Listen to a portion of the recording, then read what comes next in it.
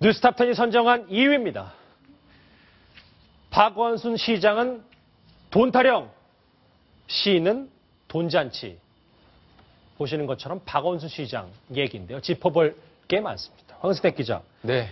자, 사실관계부터 좀 짚어보면 서울시가 간부들에게 업무 추진비를 과도하게 제공했다고 하는데 얼마나 많이 제공을 한 겁니까? 예, 이 조사 결과는 이제 정확히 출처를 밝혀야 되기 때문에 감사원의 감사 결과고요. 지금 화면에 나오고 있는데요. 지금 4급 과장, 5급 팀장 등 지금 명령과 규칙에 따르면 업무 추진비를 줄 수 없는 그런 간부 700여 명에게 총 52억 원이 지급됐다는 게 감사원의 지적입니다. 그래서 감사원이 현재까지 쓰고 있지 않은 남은 금액 11억 4천만 원을 전액 삭감할 것을 서울시에 요청한 상태입니다. 잠시만요. 700명 강부, 그러니까 4급 서기관이나 사무관들에게 700여 명, 52억 원이면 대략적으로 1인당 얼마 정도 된다고 보면 될 것 같아요. 자, 1인당 따질 경우에는 이게 지금 평균적인 금액은 낼 수 있지만 급수에 말에 따라서 좀 320만 원, 몇백만 원 차이가 있는데 중요한 건 그런 것 같습니다. 이게 분명히 이제 서울시에도 업무 추진비를 줄 수 있는 규정이 있습니다. 예를 들어서 업무 추진비를 쓸 수 있는 직군이라든지 직급이 있는데 감사원이 지적한 것은 이런 직군이 아닌 사람들에게 과도하게 비용이 지급됐다. 업무 추진비. 이 점이 지금 문제로 부각되고 있는 겁니다. 저희가 그래서 궁금한 게 많아서요. 서울시에 말이죠. 왜 규정에 맞지 않은 업무 추진비를 지급한 건지 관계자에게 직접 물어봤습니다. 정책적인 판단이 들어가는 부분들이 많은 것들인데 잘못됐니 잘됐니 물어보시면 얘기하기가 조금 힘들죠.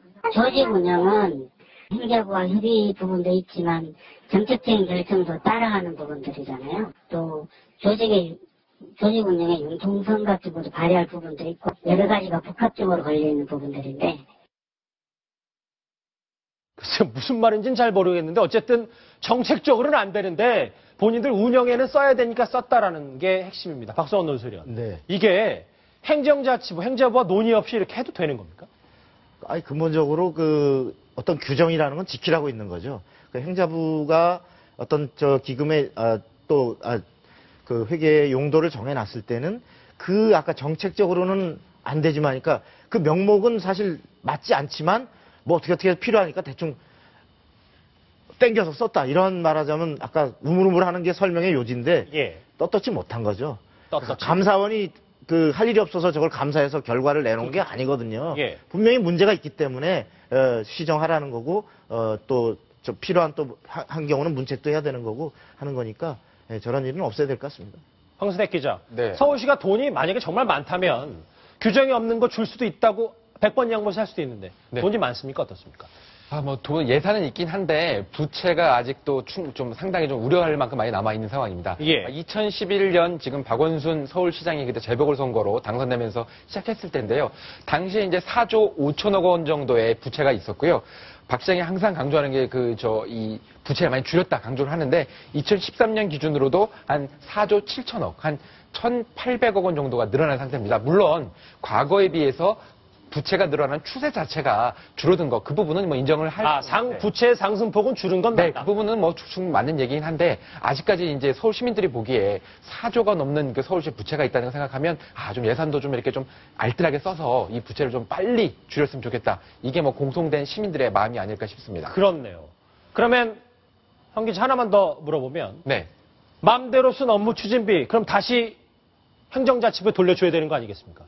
일단 이제 기본적으로 쓴 돈을 다 토해낼 수는 없을 거고요. 이제 행정자치부에서 지방교부금이라는 게 있습니다. 그럼 행정자치부가 각 광역시라든지 이런데 지금 전체 금액 중에서 일부를 서울시에 써라 이렇게 나눠주는 돈이 있는데 지금 이렇게 잘못 쓴 금액을 삭감을 해서 다시 지방교부금을 교부하겠다 이런 입장입니다. 방금 전에 지금 감사원 자료를 좀 집중해서 봤는데 이번에는 다른 새누리당 이노근 의원의 자료를 보면 또 다른 돈잔치가 있어요. 이거는 무슨 얘기입니까? 네, 지금 서울시 같은 경우에는 여러 가지 이제 산하 기관들이 있습니다. 시민 여러분들이 쉽게 생각하시면 지하철, SH 도시강사 이런 것들이 있는데요. 참 이런 많은 기업들이 또 많은 부채를 가지고 있는데 이런 기업들이 참 부끄럽게도 이런 좋지 않은 경영 실적에도 불구하고 성과급 잔치를 벌였다. 이런 자료가 나왔습니다. 돈잔치를 벌였다. 네. 그런데 서울시 산하 기관이면 지금 나오고 있는데 이게 네. 얼마나 부채가 되는데 돈 잔치를 한 거예요? 제가 설명을 해드리겠습니다. 지금 서울특별시 SH공사 같은 경우에는 지금 부채가 17조, 그다음에 서울 메트로 지하철인데요. 2조 9천억 원, 아휴. 서울 도시철도도 1조 2천억 원, 농사꾼 식품공사 등 다 합치면 한 21조 5천억 원의 지금 부채를 지금 가지고 있는 겁니다. 예. 이게 당장 서울시의 부채로 잡히지는 않지만 서울시 유관기관 그리고 속해 있는 기관들이기 때문에 서울시의 전체적인 부채 규모로 보면 됩니다. 자, 이런 기관들 같은 경우에 보면 자, 빨리 부채를 줄여야 할 텐데 직원들에게 좀 뭘 잘했다고 어떤 기준으로 이렇게 성과급을 좀 펑펑 퍼줬는지 좀 의문입니다. 예, 1인당 보면 뭐 900만 원부터 뭐 서울시 농수산식품공사 같은 경우는 2,297만 원.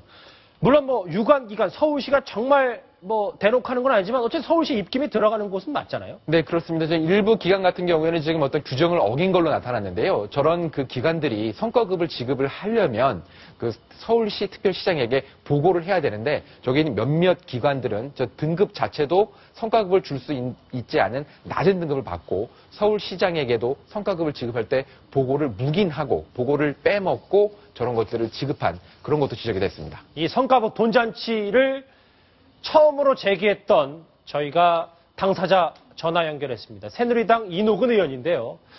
이 의원님 나와 계시죠? 네네, 안녕하십니까. 이노건 예. 의원입니다. 예, 네네. 반갑습니다. 최초에 네네. 이 문제 딱 봤을 때 어떻게 제기를 하게 되신 거예요? 이게 이제 제가 서울시 출신이기 때문에 그렇죠. 서울시에 양심 있는 공무원들이 신고를 해옵니다. 아, 제보를 받던 네네, 신고를 해오는데 저들은 이렇게 문제를 파악할 때 단서만 있으면 그걸 파헤치는 기술이 있거든요. 예. 그래서 이것을 이제 총체적으로 저들이 분석을 했는데 지금 서울시 부채라는 것이 약 22조가량 됩니다. 예, 방금 전에 봤습니다. 네. 예. 예, 서울시 예산, 1년 예산이 23, 4조 되거든요. 그러니까 예산만큼 부채가 이렇게 크게 있는데, 아니, 이게 서울시 부채가 많은데다 또 적자 운영을 하잖아요. SH니 지하철이니 메트로니 다 적자 운영하고 있습니다. 그런데 웬 놈의 성과급이 이렇게 많이 나가느냐, 이러한 그 과정에서 착안해서 이걸 해보니까 해도 넘어간다. 이래서 공식적인 자료를 받았더니 3년간에 걸쳐서 약 3,300억 또는 17개 기관 다 합치면 5개 기관인데 3,500억 정도가 이제 성과급으로 나간 겁니다. 아, 그렇군요. 네네네. 그런데 이제 예. 문제는 예. 성과급을 말 그대로 진짜 구조조정을 하고 혁신을 하고 기술 개발해서 그것이 효과가 있었다면 성과를 주는 게 맞죠. 그런데 이것은 일종의 상대평가에 의해서 이제 등급을 매가지고 거기 가등급이다, 나등급이다, 다등급이다 이러면 무조건 주게 돼 있어요, 이게. 예. 참 제도도 잘못돼 있고 또 그러한 가운데 예를 들어서 기관이 다르지만은 그 성과평가는 이제 행자부가 주관이 돼서 합니다. 다만 기관장의 경우에는 서울시가 주관해서 평가를 하는데. 예, 이 의원님 잠시만요. 네네. 그 전에 그 네. 설명은 다시 또 듣기로 하고 그 얘기를 좀 해볼게요. 그러면 네네. 산하기관 포함해서 22조가 넘는 이런 부채에도 불구하고 그렇다면 왜 성과급을 서울시가 줬다고 생각하십니까? 이것이 이제 이 평가라면 가등급은 최고 300%, 350%, 나등급은 또 몇 프로 이렇게 이제 규정은 돼 있거든요. 예. 그런데 이제 문제는 이 제도도 잘못되어 있는 겁니다. 왜냐하면 만성적으로 적자를 운영하고 또 부채가 엄청난데 예를 들어서 무슨 그 사람들이 기술 혁신이나 아니면 구조조정이나 해서 성과를 거뒀다면 그게 맞죠. 근데 그런 것이 아닙니다.